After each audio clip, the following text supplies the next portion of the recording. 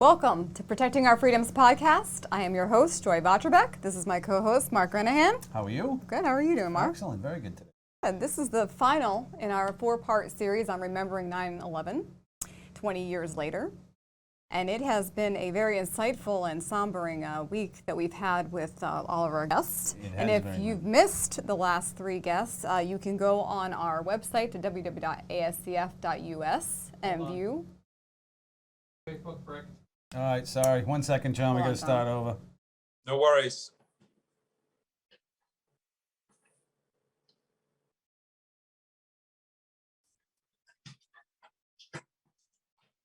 Did it come up, Ryan? Oh, it did not. So All right. we walked out there. All right, good. Are we starting over? I'm sorry. Yes, we are. Okay. Tell us when, Noah. Sorry, John. No worries. All right. 5, 1, go. Welcome to Protecting Our Freedoms podcast. I am your host, Joy Vatrabek. This is my co-host, Mark Renahan. How you doing, Joy? Good. How are you, Mark? Very good. And this is the final in our four-part series on remembering 9/11, 20 years later. It's been a very insightful and sombering week here as we listen to the three other people that were there at 9/11 or had experiences there at the Twin Towers site. If you missed the last three podcasts, you can go to our website, www.ascf.com. ascf.us. And you can also go to Protecting Our Freedoms podcast. We are live streaming there. Mark, what are our other? You can see us on YouTube, all the social media networks that you can get out on. But today we are continuing our series. For those of you who missed the first three, our first on Tuesday was retired police sergeant from the NYPD, Jerry Kane. On Wednesday was my cousin, John, who came on. He was an attorney in New York City. Yesterday we had Sean Pierce, who was in one of the towers working for Morgan Stanley when they were hit. So today, for a surprise, we have another Irish Catholic on the show. I know you're all shocked by that. But we have on with us today John Kenney. John is an author, and he did an incredible documentary called Looking for My Brother. John's brother, Tom, was a member of the 1st Massachusetts Urban Search and Rescue FEMA Team that arrived down at the horrible site on September 11th. And today, John's going to tell us just a little bit about his day and the documentary that he made. So, John, thanks for coming on. Thank you, John. Thank you so much for having me. So, John, we've been starting this by kind of just asking our guests to tell us how their day went. I know from watching your documentary, I think you might have been home in Brooklyn when this started, and then you were, walking over the bridge. Do you want to kind of just take us how your day started? Yeah, I'd be happy to. I also just want to say for your listeners, the other three people you have had on had far more vital roles to play in 9/11 than I did. I'm one of 8 million people who had a indelible experience that day. It's funny. My wife said, "Can you believe it's 20 years?" And I find as I get older, I understand the concept of time far less, how something can seem both so clear and in the moment, and yet 20 years has gone by. So I had worked quite late. I was working in advertising at the time. And I'd worked on a big pitch the night before, and the weather in New York City the previous few days from 9/11 had been very sort of humid, and it felt very pregnant with rain, right, and thunderstorms, which is exactly what happened that night. I remember leaving the office very late and took the subway because the skies just opened up and there were no cabs to be had. And I had worked the weekend, so I was pretty tired, and I slept much later than normal. 8:30. Jumped in the shower and got out of the shower after a shave or something, and it was past 8:46. And my phone rang, and it was a dear friend of mine from Boston saying, "Are you okay?" And I said, "I'm fine. Why?" And I'm not one of those folks who puts a TV or a radio on in the morning. And she said, turn the TV on. And that's when I saw it. And it's hard to describe. Your guests have done a beautiful and visceral job of doing it.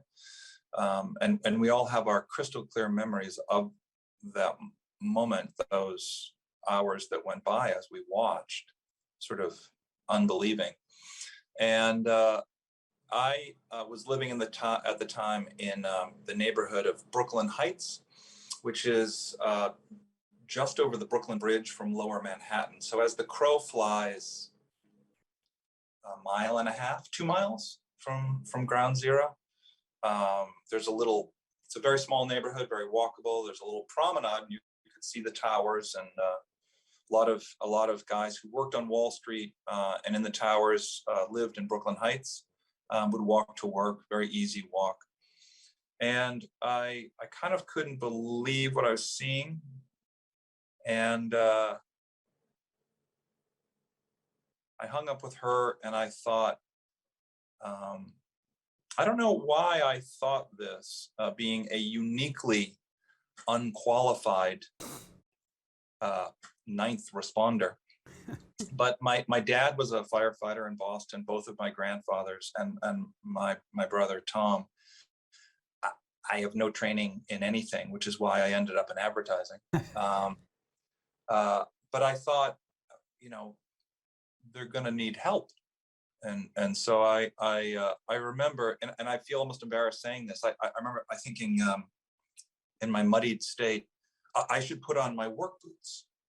And so I put on work boots, and it's a short walk to the Brooklyn Bridge. And so I trotted along, and I'm going over, and it comes down. And people are streaming over. I have that wrong. It came down, and then I thought about the boots thing. I apologize for that. That's okay. No, I was actually going to ask you on your first thought when that plane hit. It came down, Mm-hmm. and that's when it was just sort of like, how is this happening? Put on the boots, ran over, and I remember no one was going into the city.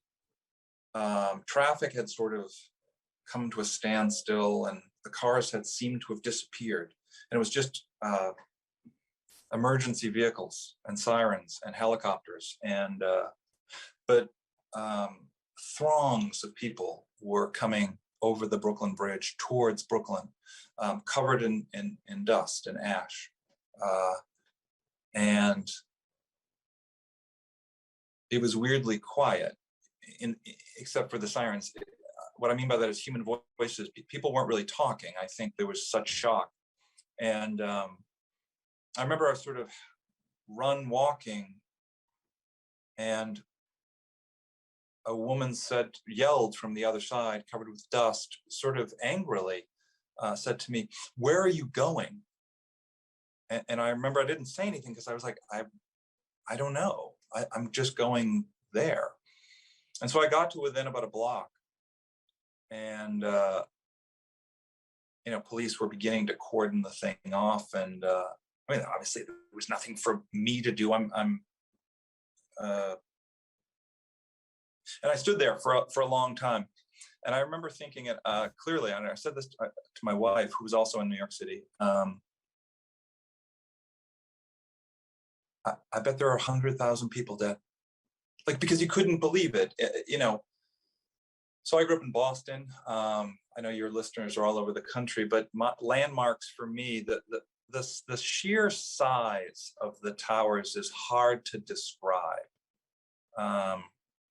The John Hancock Tower in Boston, or the Prudential are large, or the Sears Tower in Chicago, are huge buildings. My geography less good in other big American cities, but to stand sort of at the base of or near the towers was a sort of awe-inspiring thing. You couldn't believe the size of them. And as we all know now, the only reason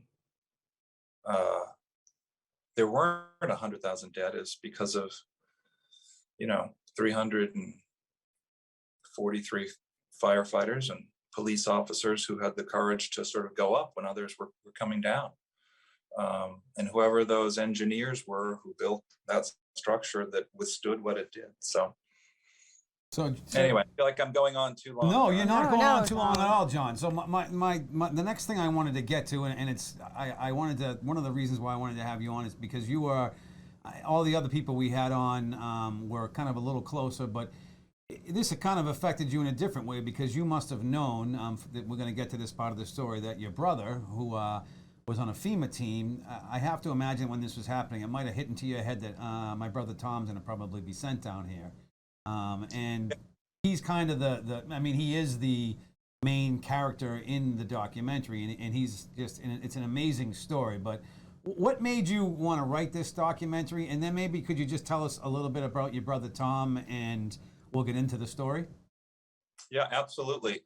Just a little 30-second on what the documentary is about. It's called Looking for My Brother. And it's about my experience trying to see him during the 7 or 8 days that he was working what became known as the pile, I guess, at Ground Zero, as one of the leaders on the urban search and rescue FEMA team. Because the New York team was, I believe, largely wiped out. I believe the New Jersey team was also decimated. Oddly, Massachusetts was the first team to arrive that day. I'm 99% sure of that. Tom is, as I mentioned, both grandfathers were rescuemen in Boston. My dad was a rescueman, and Tom was desperate to be on the Boston Fire Department. It didn't work out that he was able to do that. It was a tricky time to get on the job. So he ended up becoming a firefighter in Hyannis on Cape Cod. What made me want to make it? So I'm one of 6 boys. Only there's no girls. Large sort of Boston Irish Catholic family, and there's a big age gap. There's a 14-year age gap between oldest and youngest. And my brother Tom and I were never close. I would love to tell you this is some Steven Spielberg type story of 2 incredibly close brothers, but I don't know that you could have had 2 guys who were less similar. Tom was good at everything. He, like my father, could build anything. Tools were fit in his hand. He knew how to use them. He was a craftsman. And he was just a cool guy. He loved cars, fixed cars. And I think if we're very lucky in life, we know who we are from an early age. And then there are the clowns like me who spend a lifetime trying to figure out who am I and what am I good at. That's all right. When you get there, you got it, right? Yeah, I'm on that same ship there, John, so you don't have to worry, but continue. Tom knew from an early age he wanted to be a firefighter. That's what he wanted to do. And it's so that Tom has 2 older brothers, Charlie and Michael, great guys, really good athletes. And I remember the story of, I wasn't born yet, obviously, but my dad took Charles and Michael and Tom to a Red Sox game at Fenway. And Tom never played sports, wasn't interested. And so, my father, being the sport he is, bought, the furthest bleacher seats you could possibly buy for, as little money as possible. So their backs are to the wall. Charles and Michael are watching the game. Tom is looking out the other way the entire game, and innings go by. And all of a sudden, Tom says, "I found it." My father says, "Found what?" He said, "Our car. I found it where we parked it." He had been looking the entire game trying to find where they had parked the car. Well, Not interested in baseball. one of the stories that I enjoyed is when you were telling the story in the documentary, and you said you had lived in New York for 7 years, and Tom was coming to New York with his team. This was his first visit to New York City, so he had come to visit you often. I could tell from that comment. But Yeah, we were very close. yes, exactly. It was one of those relationships that I think is not entirely uncommon in families from my cultural background. Boston, Irish, Catholic, male, people who at that time, and perhaps still now, think of vulnerability as a weakness, Mm-hmm. emotion as something that can't be masculine, to our great detriment. And so I had gone my way. I was interested in books and in writing. I couldn't hammer a nail to save my life, and I went off to college, and Tom went off to learn how to be a firefighter and a paramedic, and we rarely saw each other. And when we did, it was always great because he had endless stories to tell, and I remember sort of trying to describe to him what I did, sit around in a room and come up with bad ideas for TV commercials. And he said, so that's like a full-time job? And I said, yeah, I guess it is. They even pay me. So Tom was by far the funniest human being I've ever met. He had that just classic, just bone-dry, sarcastic sense of humor. So what made me want to make it was, I was desperate to do something in the days and months after September 11th.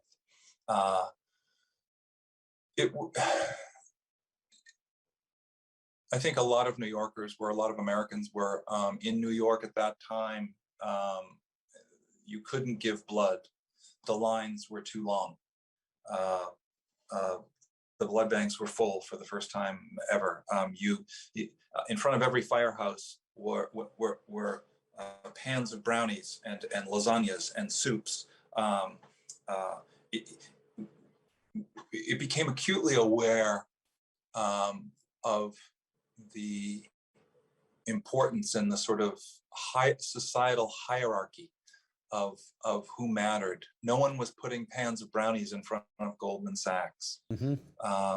It was in front of firehouses and police stations and where the city's ambulances were. We came to see crystal clearly how important these people whose starting salary is $45,000, if they become really, really great at their job, maybe they'll make 85 grand a year. And these are the people who save lives and go into burning buildings and do things that most of us are incapable of. And it was really quite astounding. And so I wanted to do something, and my brother embodied that sort of remarkable spirit that said, I'll go and do that hard thing and that scary thing. One of my great regrets is that I never served. I got out of college at a time when it was a very peaceful thing, but my dad was in World War II as a submarine sailor. My uncle went to the Naval Academy, and I have a brother who's a police officer. And so this service was part of my family's history. And I'll be very frank with you and say during that time, there was almost an embarrassment that there was nothing I could do. And so I thought the one thing perhaps I can do is tell his story. And it's not, I can't emphasize enough, it's not my story. And running over there was more egotistical than helpful, frankly, because what the hell was I going to do? John, if I could, I watched your documentary. It was very good. And I gathered that from your documentary that it was kind of that feeling of helplessness, but you wanted to do something. And I think a lot of Americans felt the same way on that day. We wanted to do something, but unlike the firefighters, if we're not in that field, we kind of feel helpless. Yeah, and but you know what was really quite lovely is people did do something, and in a very, I hope it's okay in the new world to say this, in a very American way, people came together quite beautifully to do what they could do. Yeah, we've It been was talking about that this week, is how America did come together at that time. Yeah, and it was okay if you weren't a firefighter or a nurse or a police officer or a paramedic. Um, can you bake a lasagna? That's going to help. Can you give blood? That's going to help. Can you stand there and cheer when a shift changes? That can help. That's a good point. It is We a did good what point. It we is. did what we could. Mm. We did what we could, and those small things I do think added up to something pretty powerful. So, John, you know, one of the things I noticed from the documentary is you were attempting. I mean, again, it's called Looking for My Brother, but how it worked is your brother got down there with the FEMA team, and for the first 8 days, him and his team are, you know, for lack of a better term, kind of going through horror. I mean, Yeah. they're searching for dead bodies, of which they found, Yes. you know, found plenty. They're doing all that, and you're kind of during this time. What was going through your head? Like, my brother's down there, I'm here. I know, like, you know, you try to get a hold of him and see him, but was it just? I mean, you must proud in some way. I would think that you had a brother down there doing Oh, that. yeah. I remember my oldest brother calling me. I did what every American did for those many days. I watched the television. Yeah. I watched Peter Jennings. I watched Dan Rather. I stood there with the phone and talked to friends and stared at the TV and didn't sleep. But I was also, because I was physically quite close, because my brother was on that pile, I was really quite desperate to see him. And but the city at that time, it's hard to describe. New York City was closed. You couldn't get into New York City. You couldn't fly in. There were no planes in the skies except for the occasional fighter jets that would scream up and down Manhattan looking for, you know, in case another plane was coming towards us. And if you've not heard the sound of a F-16 or an F-14 Tomcat flying low, then it's quite shocking. But other than that, the city was weirdly quiet. There were no cars on highways. No one on the subways, really. No one really out walking. And you couldn't get into New York City. It was a completely closed place. So each day I would try to go down and get near ground zero, but it was very hard to even do that. And where the rescue workers were housed was in the Javits Center. And, you know, it's hard to find someone in the Javits Center because it's 814,000 square feet over about 4 city blocks. A lot of entrances. There were New York City police officers, federal marshals, helicopters overhead. It was you know, they were worried about an attack on the Javits Center. So I would send in notes, but there were throngs of people outside of it. And I would occasionally reach on the phone. But anyway, the long and short of it is, on the last day, I got a note passed out from me saying, the Massachusetts FEMA team has been relieved. They're packing up and leaving this day. But someone had heard they were at a bar a few blocks away. And so I ran up to this bar, and that's when my brother walked out of the bar.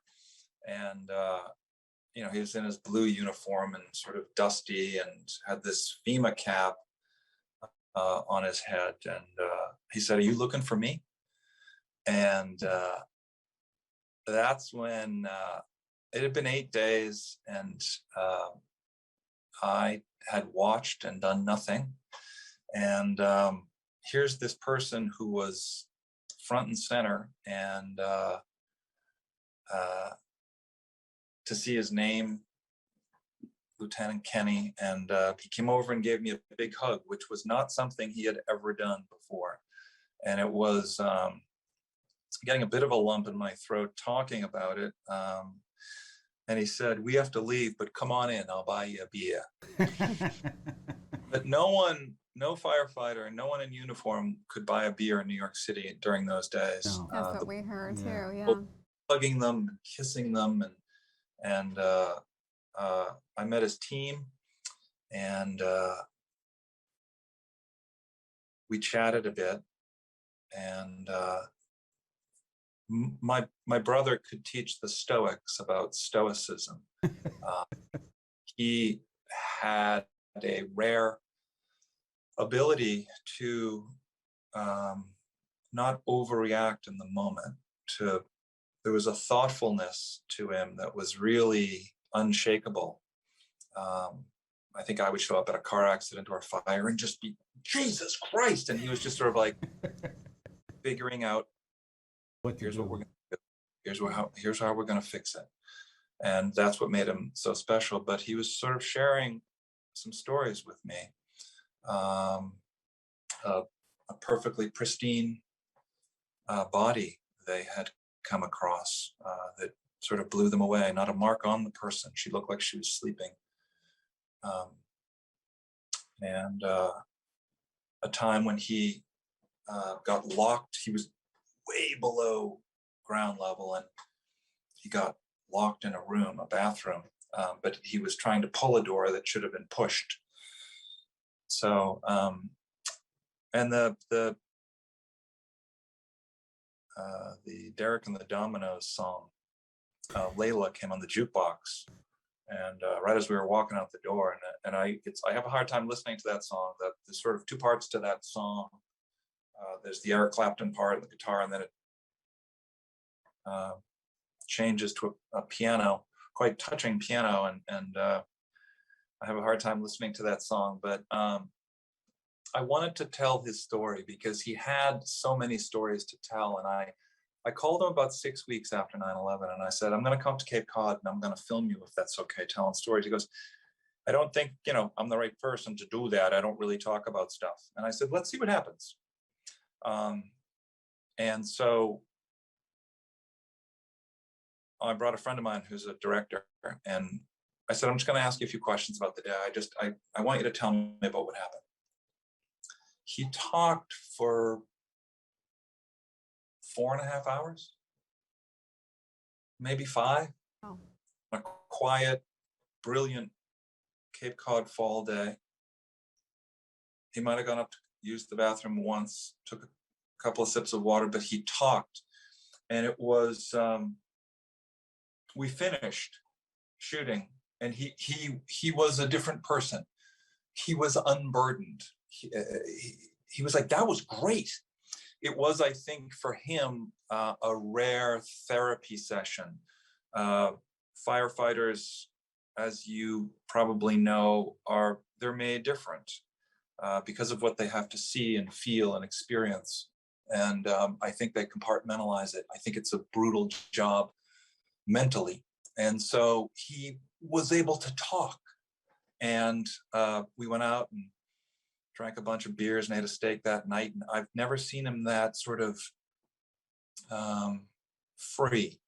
And so that was kind of a little gift for me, that he was able to feel that way.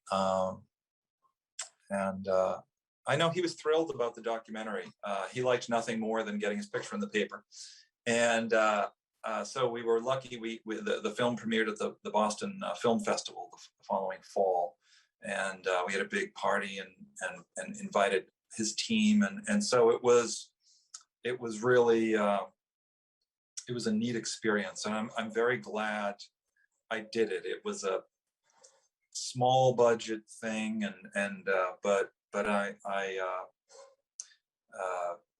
very glad we did it. Well, some of the stories from it, and I don't want to give it all away because I want everyone to go and watch it, but when his team got up there and he was telling you the stories from the Cape House, and I noticed too he seemed a little relaxed. I would think when you were to interview him, or anyone who would come out of September 11th, like just yesterday, Sean, I talked to him afterwards. He was like, I have a tough time with that story, but I kind of also like getting it out every now and then.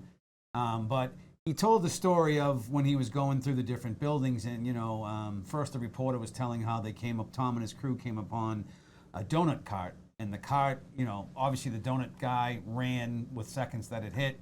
The donuts were covered in dust, but the one that really got me is he was in a retail store. I think he forgot to tell us where it was, and it looked like he had come upon someone who was in the middle of a transaction, like the register drawer was open, the receipt was like being put into a bag, and they took off running at just obviously what the horror again from that is, and to hear him tell all the stories of the guys. And another thing is that on our 4-part series, we had on a New York cop, we had on my cousin who was a lawyer working in town, we had on a guy in the building, but all of you have overlapped one another. In your documentary, John, you discussed how when you first went over, because you weren't like a trained firefighter, they didn't have much for you to do, but you ended up building stretchers from wood. My cousin was actually another one of the volunteers who did that. Now, whether you two were in the same group doing that, I'm sure there was tons, who knows, but I find that to be interesting. And then also in your documentary, your brother Tom is telling how when they arrived on the bus, and they're driving into Ground Zero for the very first time, that all the guys jumped up to one side of the bus to look, and there was one of the engines from the plane, and there were 2 cops guarding it, and it looked as if like it was placed under the scaffolding on purpose.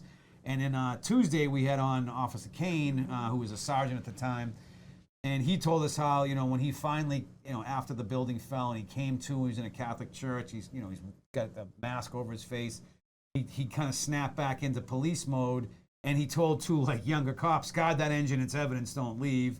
And then your brother sees it. So it's a weird, I don't know how to explain it, way that it all, even though it was a huge, horrible day, there's a lot of stories kind of intersected with one another. One question I wanted to ask you that all the other guys mentioned is, do you remember where you were when the actual building fell, and was it as loud to you as the rest of them were describing, or had they already fallen when you started going over?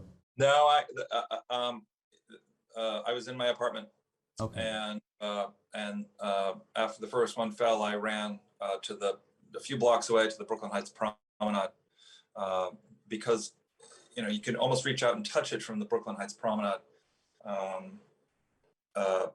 There's the East River, and then Lower Manhattan, and the buildings were right there, and the plume of dust. And as so many people have talked about, in fact, I'm sitting in Brooklyn right now, and it's an oddly similar, beautiful day, crystal blue skies, low humidity. Yeah, I was going to bring that up too, John. We had all 3 of our guys, I think, said it was an oddly beautiful, great day. Yeah, everyone said September 11th was gorgeous. Whole day. Yeah.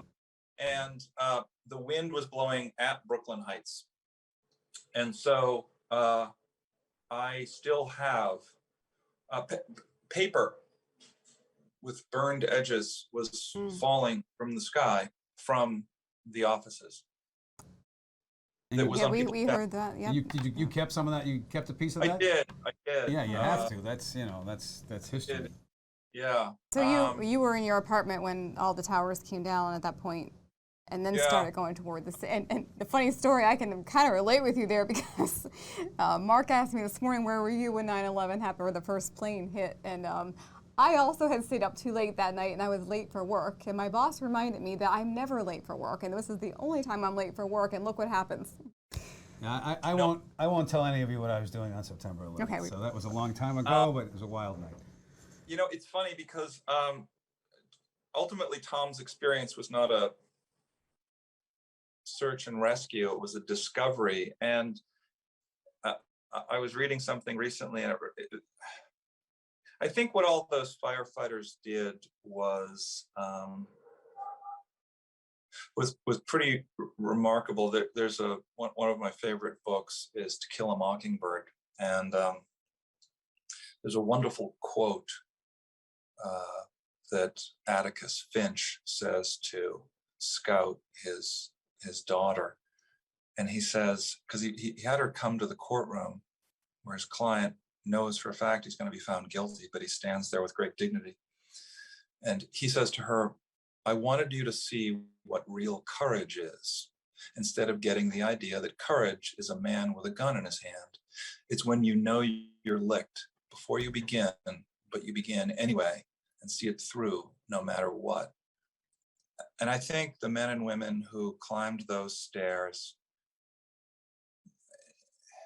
they didn't know the tower was going to come down, but they were licked and they did it anyway.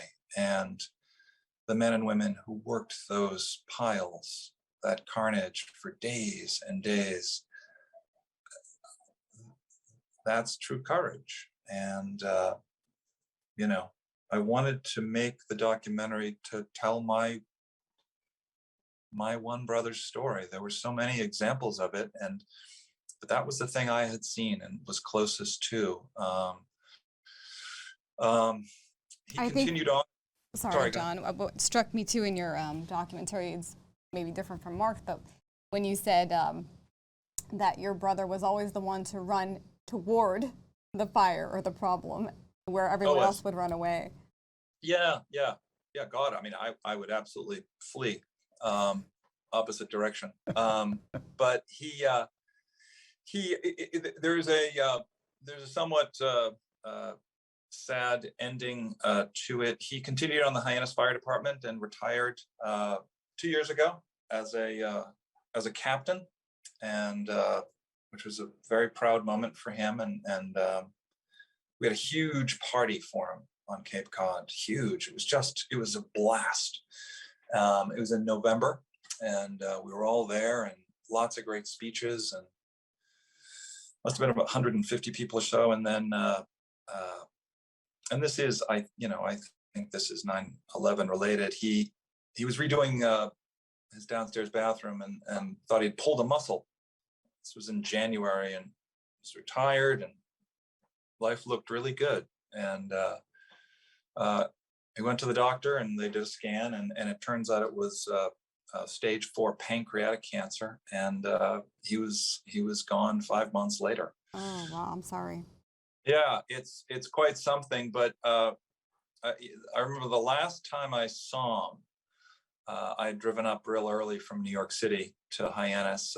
All of the brothers we had done this 3 or 4 times during the spring before he passed away. So we would get together and make fun of him. He had lost a lot of weight, and he was sitting in a big chair. It was very early June, and Cape Cod can be quite cruel in May and June, still cold and rainy. And I got there first, and my other 4 brothers were driving down from Boston, and we chatted a bit. And I looked out the window and saw the car pull in, and I said to him, this is the last time I saw him. I said, the others are here.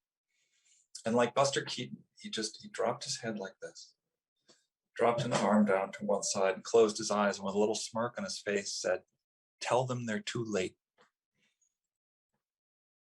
That's an incredible story. Mm-hmm. And how long ago did he pass away, John? And sorry to hear that. It was 2 years ago, June. 2 years ago, June. But he had a heck of a sending off, I'll tell you. We had something like 500 firefighters from around the country showed up, and it was a very beautiful tribute. He was gone too soon, but the last time I saw him, I said, how are you? He goes, I'm not afraid to die. He said, I did exactly what I wanted to do in my life. I loved my work. He started real young. He's got 2 grown daughters. He goes, I don't want to leave yet, but he said, I loved life. I loved it. I loved every minute. I loved my wife. I loved my daughters. I loved the fire department. And how many of us can say that? No, I was going to say, very few people get that. And you mentioned a little earlier that you think that maybe this cancer was related to 9/11? This is a guy who was healthy as a horse his whole life. So it's being treated as, they were supposed to have respirators on, but the days after were sunny, 75, 80. There's heat from the piles. There's tremendous smoke. These guys are breathing in this toxic plastic, metal, jet fuel Concoction. thing. Yeah. And I don't think we've seen the end by a long shot of the 9/11 first responder illnesses. Yeah, I bring that up because on Tuesday, Sergeant Kane Lost a friend. told us that he had lost, I think, more people constantly from cancers and different things related to what he believes 9/11. That was insightful to me. Yeah. I think he said something along 10 to 15 funerals per year. Yeah. Yeah, quite a bit. That related to the that we don't really hear tossings. about. Thank you, Noah. Yeah, no, that's a incredible number. So, John, let me ask you this: every year on September 11th obviously it means something to you. Do you do anything special for it, or do you kind of just do your own thing, or? For a long time, I lived in an apartment. We had a little roof deck, and in the evenings during those few days that preceded it and the day itself, they shoot the lights up. And I have two little kids, a 12-year-old and a 10-year-old, and we go up and we look at the lights, and we say a little prayer, and we talk about Uncle Tom, and that's what we do. John, how long have you been living in New York? Too long. I moved from Boston, where all my friends and family were, on September 15th, 1995, for what I thought was going to be 2 years. And I've been here, and it sort of sinks its teeth into you, and it's there's an energy to it. So yeah, I mean, it's I guess it's home now, although I still feel like a Bostonian even after 26 years. Well, the reason why I ask is I just heard you say you lived in an apartment. It's actually called an apartment, John, and I would appreciate it if you got your accent back. You've been living down there a little too long. It is an apartment. I've got some terrible news. My son, who's obsessed with baseball, Yankees? he's a Yankees fan. And you haven't. So first of all, I hope your brothers are listening, and they are going to give you a lot of trouble for this, because from a young age, you're supposed to teach your youth that the Yankees are the epitome of evil. The devil. And, yes, exactly. The devil. And I said this to him when he was about 6 or 7, and my son is a future lawyer, I think. He's like, Dad, I was born in a hospital in Manhattan. I'm a New York Yankees fan. All I know is that when I was a kid, John, like, I didn't know why, but I hated them with like literally a fiery passion, and I couldn't tell you. To this day, I still do, and I don't know why. I think it's ingrained in you when you're a young kid in Boston. It's like, you make your confirmation, your first Holy Communion, you learn to hate the Yankees. Yeah, exactly. That's how we do it. Now, all right, one other question, and I appreciate you coming on, and I don't want to hold you all day. I know you have young kids. We've been asking all the guys kind of at the end to lighten the mood a little bit what their favorite New York pizza place is. So where does John Kenney go to get pizza in New York? Does he have a special place? Absolutely, and have for many years. I went there not 2 hours ago. It's called Foscati's, Fascatis. Okay.